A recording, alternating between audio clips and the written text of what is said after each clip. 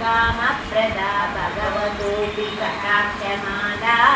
कल्याणमावहतु मे कमलालयाय प्राप्तं प्रदं प्रदमत खलु यत्नभावात् माङ्गल्यवादि मधुमधुरी मन्मेदना मायापतेऽधिक मधुरमीक्षणार्थं मन्दारसञ्च मकरालय कन्यकाय उद्यादयुद्धानुद्रविणाम्बुदारा वसन्न किञ्चन विहङ्गशिशौरिचस्मे दुर्गन्मगर्भमपनीय चिराय दूरं नारायणे प्रणये नमः ईशिष्टवशिष्टमतयोऽपि दयाता दृष्टा श्रीविष्टप्रपदन्तु लवग्रवस्ते दृष्टिप्रपुष्टकमलोदरदीर्घरीशा पुष्टिं प्रपुष्टिमपुष्करविन्दराय देवदेवी गरुडध्वजसुन्दरीति शाकाम्बरेति शशिशेखरवल्लभेति सृष्टिस्थितिं प्रलयकीनीषु संस्थितैः तस्यामगस्ये गुरुसुरुण्ये तुभ्ये नमोऽस्तु शुभकर्मफलप्रसुभ्ये प्रस्ये नमोऽस्तु रमणीयगुणार्णवायै शिष्टे नमोऽस्तु शतपत्रनिकेतनायै पुष्ये नमोऽस्तु पुरुषोत्तमवल्लभायै नमोऽस्तु नागीकविगाननायै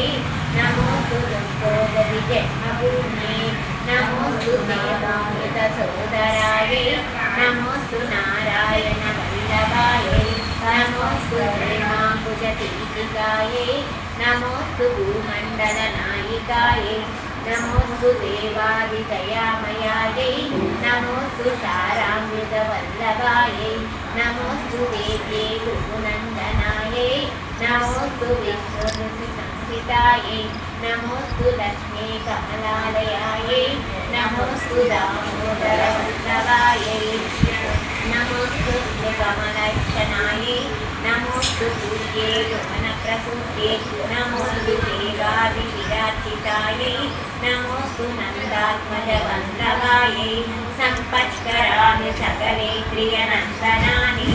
साम्राज्यदानविरतानि सरोरुहस्ति त्वत्वन्दनानि दुरितहरणोद्युतानि मामेव मातनिरशं कलयन्तु मान्ये यत्कटाक्षसमुपासनविधिः समाप्येकसकारार्थसम्पदः सतनोति वचराङ्गमानसे मां मुरारिहृदयेश्वरीं वदे सरसिजनयने सरोजहस्ते धवलपुरांशुकसकान्तमन्यसुते भगवति हरिवल्लभे मनोज्ञे त्रिभुवनपूर्तिकरिप्रसीदमह्यं दिग्धस्तकनककुम्भमकावशिष्टा